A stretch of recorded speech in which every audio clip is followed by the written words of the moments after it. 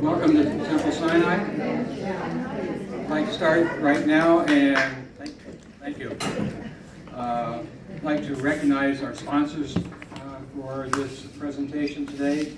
Not only is Temple Sinai a sponsor, but the Seymour and Lillian Glasser for Education Fund, the Temple Road of Sholem, and Weymouth Funeral Home. And we thank you all for making this all possible. Is Veronica here? Yeah. Yes. Thank you, Veronica. I'll let her say hello to her. Natalie Joseph of the Daily Press is going to announce or present the speaker today. She works for the Daily Press as a graduate of Chad High School in that area in York County. She attended Longwood University, and she's been at the Daily Press for a little over a year now.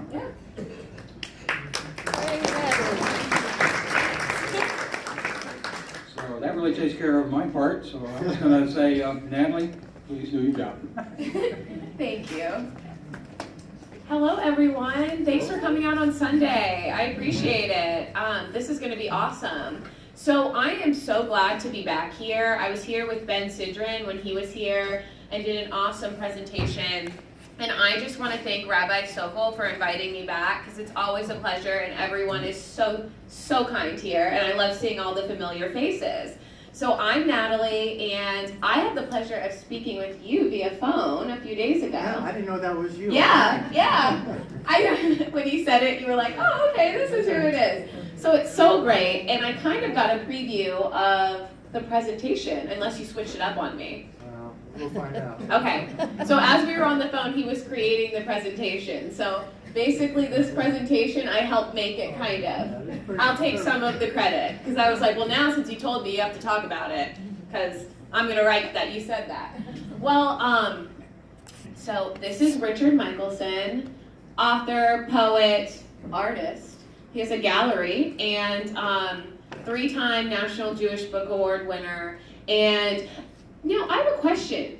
Are any of you Trekkies? I asked you this, but I have to ask the crowd. Who are the Trekkies in the room? Do you do this? Oh, I love it. So we have some Trekkies in the room. Apparently, I look like a little like Spock's wife, right? Right? And I didn't know this, so I feel right in the, in the moment. I don't know. Do I look like her? Yeah, I think we make a good team. So, someone asked me today if you were Leonard Nimoy's brother. Let's answer this, yes or no? I plead the fifth. Maybe. No. But you were dear friends with him. And, Richard's going to talk to us today about Jewish identity, Jewish contributions, as well as his relationship with Leonard Nimoy, who played Spock in the original Star Trek movies and was the voice in the animated TV series as well. And he really contributed a lot to pop culture. And he's also going to talk to us about the language of angels and the Hebrew language, and how that, how that has really, been a part of our culture, and how Jewish contributions from the language have been a part of culture across the world, and especially American culture. So, take it away. Thank you. Yeah. Thank you. Behind me, to the screen. You can't hear, okay. So now you can hear? Yeah. Okay, and can you see the screen? Yes. Okay, good. So, hi, this is a pleasure to be here. Thank you to Rabbi Sokol for inviting me. This is wonderful. We met many years ago in different locations, and so it's great to be back with the Sokol family, who have more children than the last time I met them. So I'm going to talk a little bit about, well, you just heard what I was going to talk a little bit about. My latest books, The Language of Angels, a story about the reinvention of Hebrew. I'm going to talk about Leonard Nimoy, how my books progressed from one to another, and how it kind of all comes together. I'm also going to start by talking a little bit about the reinvention of myself. And I'm primarily known as a writer of Jewish-themed children's books, but in fact, I never stepped foot in a synagogue until I started being invited to speak in them. My mother was an atheist, rebelling from a distant Orthodox father.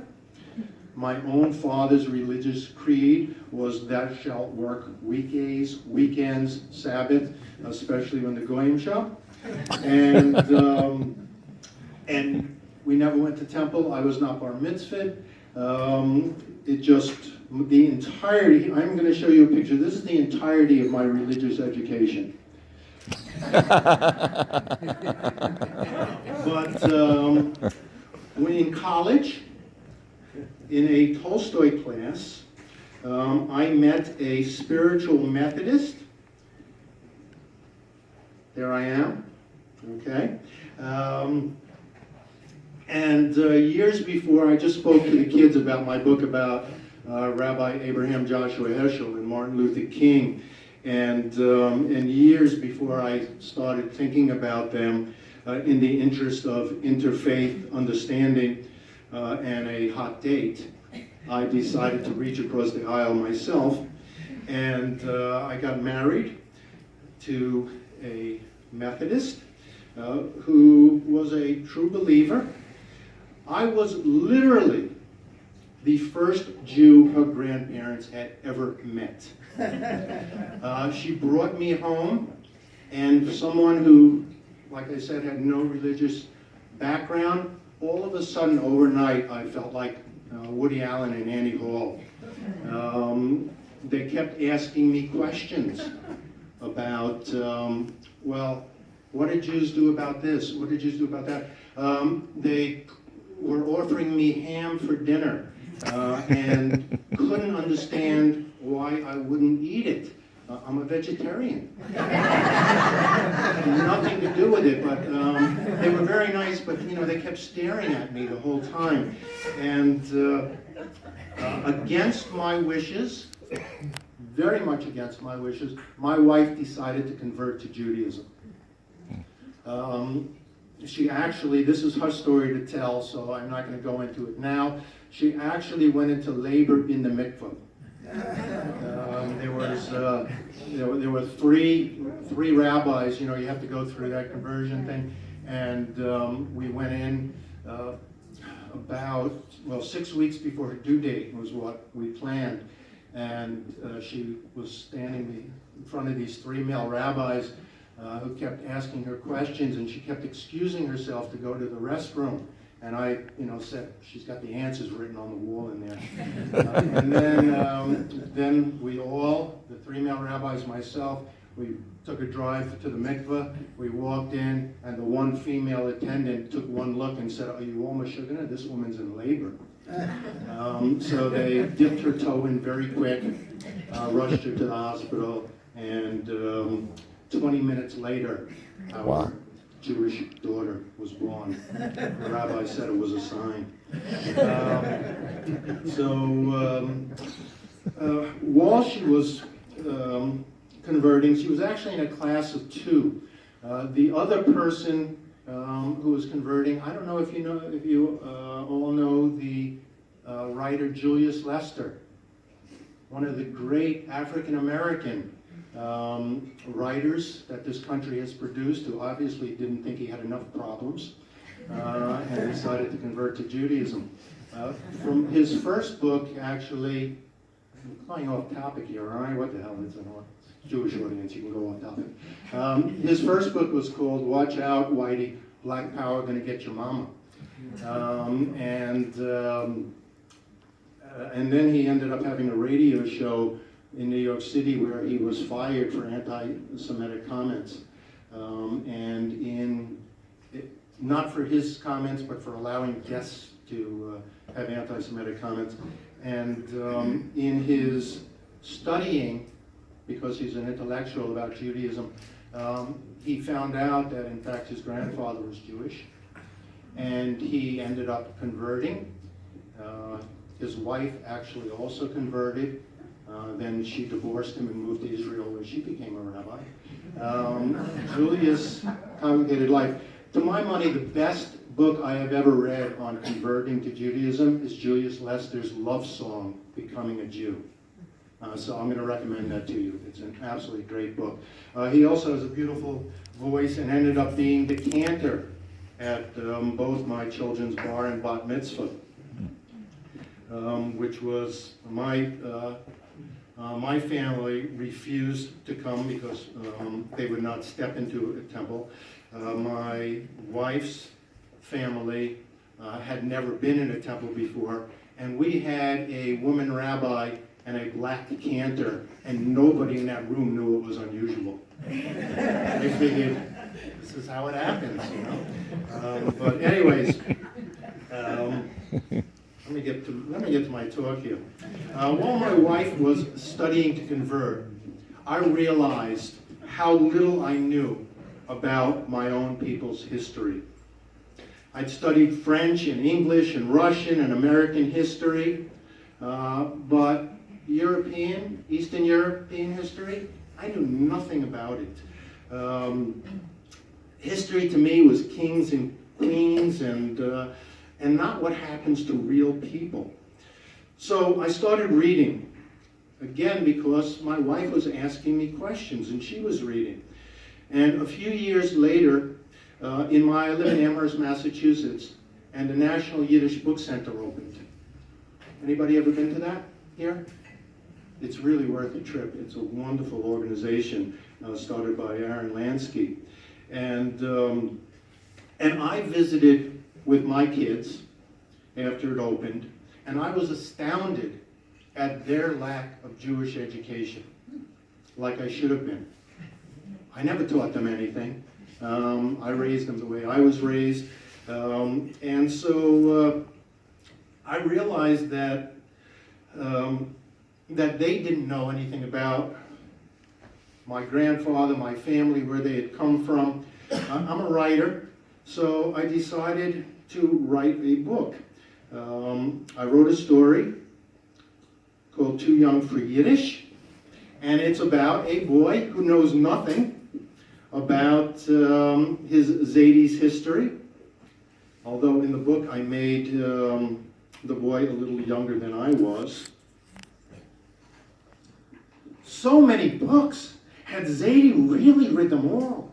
Each with its own ideas and mysteries, each with its own secret world.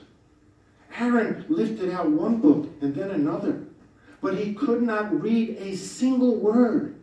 They were all written in a language he did not understand.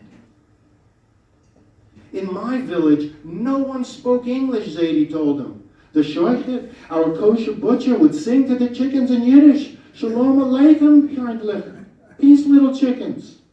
And the chickens would cluck back in Yiddish, Aleichem Shalom, shoichet. And the children, Aaron wondered, did they all speak Yiddish too? Of course, Zadie answered, the children too. Then teach me Yiddish, Aaron begged, so I too can talk to the chickens. So here's the wonder of being a writer and being able to write stories. I was able to give myself a relationship with my grandfather that I never had. It never once occurred to me growing up to ask him about his life. I wanted to be American. I wanted to play baseball. He was some old guy. There was no interest. After I married outside of my religion, he never spoke to me again, not one word. A man whose entire being was Judaism never accepted the fact that his daughter-in-law brought me back to the same place. But I gave myself this relationship back, and as it happened, Leonard Nimoy was hired to record my book, Too Young for Yiddish. And in honor of of his recording, I made him his very own new cover. Oh, yeah. It's a young film. And this directly led to other books of mine and to some great relationships. So Leonard and I, as you heard, would speak every single morning. For the last 12 years of his life, we started out our day by chatting with each other. He was my dearest friend, somewheres between a friend and a father, and I miss him greatly. So after Too Young for Yiddish was published, I was having lunch with the illustrator of that book, Neil Waldman, and we were discussing Yiddish, and Isaac Bashevis Singer once proudly claimed that Yiddish was the only language without a word for weapons. And I asked Neil his thoughts as to whether a language without specific words for armaments would inhibit thoughts of violence. And, you know, does language define our actions, or are our actions define language? It's an interesting question. Frankly, I don't have a clue. I don't remember at all what Neil answered. But during that conversation, he mentioned to me a story about a man named Eliezer ben Yehuda, who spent his life trying to make Hebrew the daily language of the Jews. And Neil said to me, you know, I was going to write a story about him, but I couldn't find my way in. I couldn't figure out how to write that story for kids. So he said, I give you that idea as a gift. I said, thanks a lot. I got enough problems, enough to do. Took me 15 years to find my way in. I'm going to talk about how that happened momentarily. But, you know, to me, Ben Yehuda was literally a street in Israel. It was the only, I'd never heard the name before. But I wasn't ready to write it. While I was writing Too Young for Yiddish, in order to put myself into the mood of writing that book, I visited my old neighborhood. And I was born in July of 1953 in East New York, Brooklyn. And when I was born, 95% of the neighborhood was Jewish. It was 5% African American. As it turns out, we were the last Jewish family in that neighborhood. I was the only white kid in my school. But at one point, the neighborhood was like 50-50. And the Jews weren't allowed to play with the African Americans weren't allowed to play with the Jews. But my bedroom window faced the bedroom window of an African American boy named Willie. And well, every night after Grandpa turns out the light, I count to 20 before I tiptoe out of bed and tug open my shade. Across the alley, I know Willie's doing the same. During the day, we don't play together, but at night, when nobody's watching, Willie and I are best friends.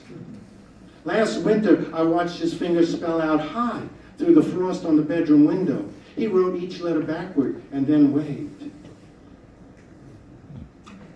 Yeah, there's the real Willie. So as it turns out, in the story, I called myself Abe. Abe's dad wants him to be a violinist, but Abe loves baseball. And Willie's dad wants him to be a baseball player, but he loves music. So during the night, I would go over my violin lesson with Willie, and he would teach me how to hold a baseball. And then the stories about whether they were willing to bring their friendship into the open.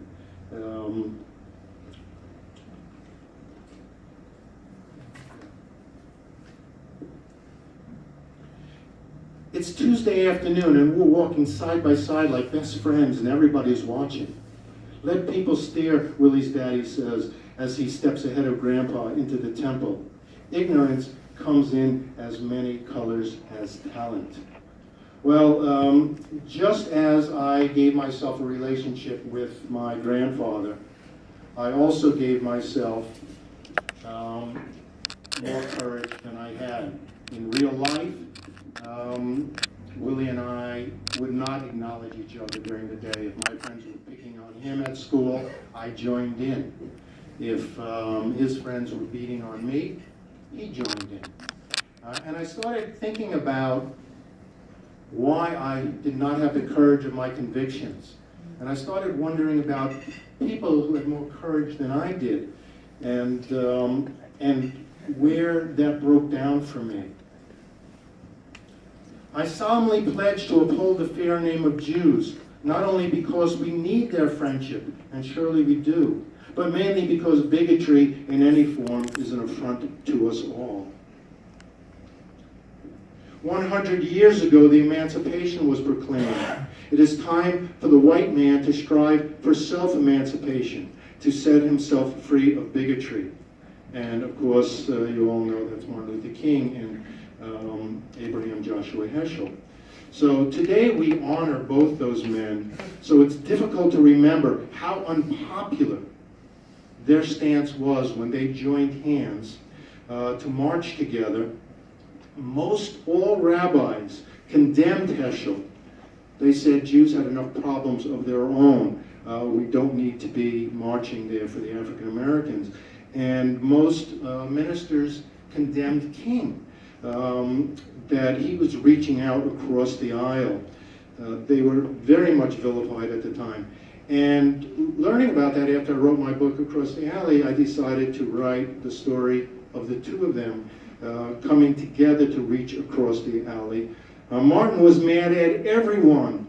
It was hot in Georgia, and Martin wanted to swim in the pool, but the sign said, whites only. Martin was thirsty, but the sign said, whites only. And this is the kid's favorite line in the book. Martin needed to pee, but the sign said, whites only. He marched to his father's church and stomped his feet. What good is stepping on bugs, Daddy King said. You're looking down when you should be looking up towards God. Martin's father had an answer for everything, and that made Martin proud. So we go on there, and then we find out that young Abraham, across the world in Warsaw, Poland, walked like a prince, not a peasant, his father told him. We are all God's children. You are as good as anyone. Abraham was proud of his father, and together they prayed and studied. So after that book came out, by this time in my life, I found myself, me who had never once stepped in a temple as a child, starting to get invited to synagogues to speak. I was becoming known totally out of left field as a Jewish writer.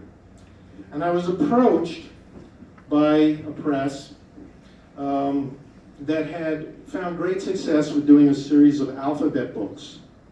They wanted a Jewish alphabet, and I was amazed to find myself the guy asked to write it. At first I said no. How was I qualified to teach the next generation of Jews?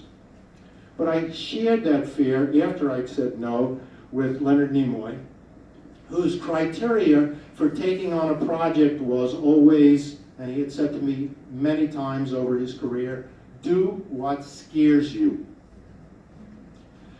And what I decided was that because I didn't know anything growing up about Judaism, every part of it interested me.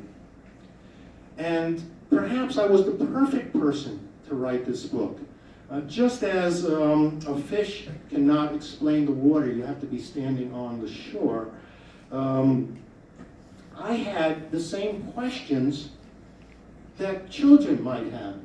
What is this thing we call Judaism?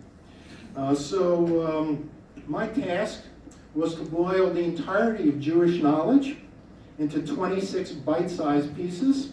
The format consisted of a small poem for young kids, and then extensive sidebar that went into depth for older kids, For instance, before I go to sleep at night, I cover both my eyes and say a special prayer that keeps me safe until I rise.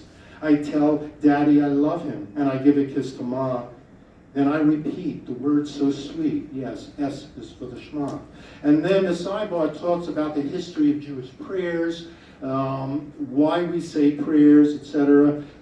It really just gives you the background. So, I wrote a number of things. Here are some of the other illustrations. Before the book was published, however, my publisher, who did not have a Jew on staff, suggested that, and I thought this was a great idea, that we send the book to rabbis and educators for vetting. They didn't want anything wrong, and I certainly didn't want the book to come out with some glaring errors. However, not having any Jews on staff, my publisher was clearly unprepared for the response. Reform rabbis found the commentary too traditional. Why wasn't there a woman rabbi illustrated in the book? I'm not the illustrator. Orthodox rabbis found it too liberal. Some said they loved the book's whimsy. They praised its kid-friendliness. Others told me it was disrespectful. Everyone, of course, had a suggestion for a topic I'd left out, and something that I shouldn't have included. Some thought the book was too Jewish and should be revised to reach a wider audience. Others felt that I should have gone more deeply into religious practices and geared the books towards observant Jews. And when my publisher came to me with all these different opinions, I knew, of course, for the first time I had written a truly Jewish book. So I added, however, I figured I would beat the critics. So I added an author's note. My publisher asked me to start the book with an author's note, and this is the note that we ended with. This alphabet book is intended for a general audience. Jewish customs and beliefs often vary by denominations and locale. I can never hope to satisfy all readers. If your ritual or tradition differs from that described in this book, think of it as an opportunity to share and explain. Whether you're a Reformed, Conservative, Orthodox, unaffiliated, or part of the more recent Reconstructionist, Renewal, or Humanistic movements, I hope these pages will help begin a family discussion. Judaism is treated with many different branches, but all are nourished by the same roots. We need to support and respect each other. It is my belief that like a choir sounds best when it blends different voices. Jews should applaud Jews who made different choices. So, here is the secret that I'm sharing here.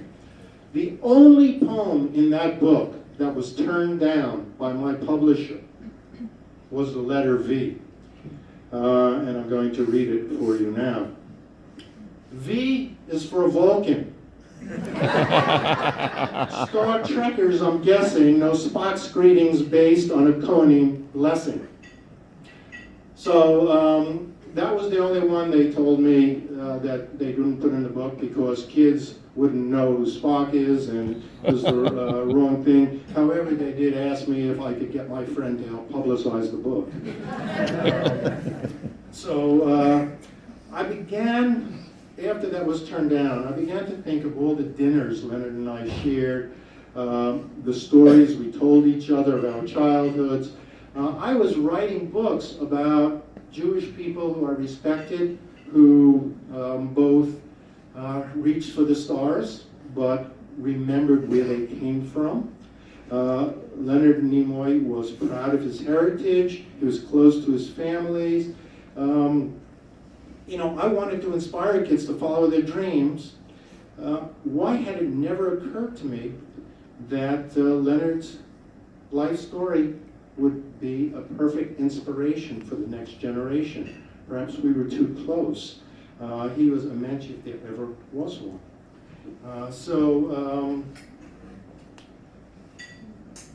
We're going to get to that famous greeting. This was supposed to be on the screen when I gave my V is for Vulcan sign. My dear friend Leonard at his 80th birthday party at the Emmys. And so, yes, We look a little alike. You know that. And in fact, I admit to using that to my advantage more than once.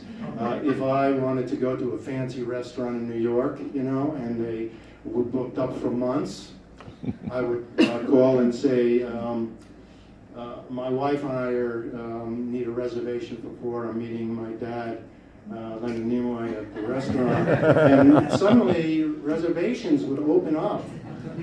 And then I would show up with just my wife and say, I'm sorry, Dad couldn't make it. You know, and they didn't quite know what to do, but they always ended up seating me.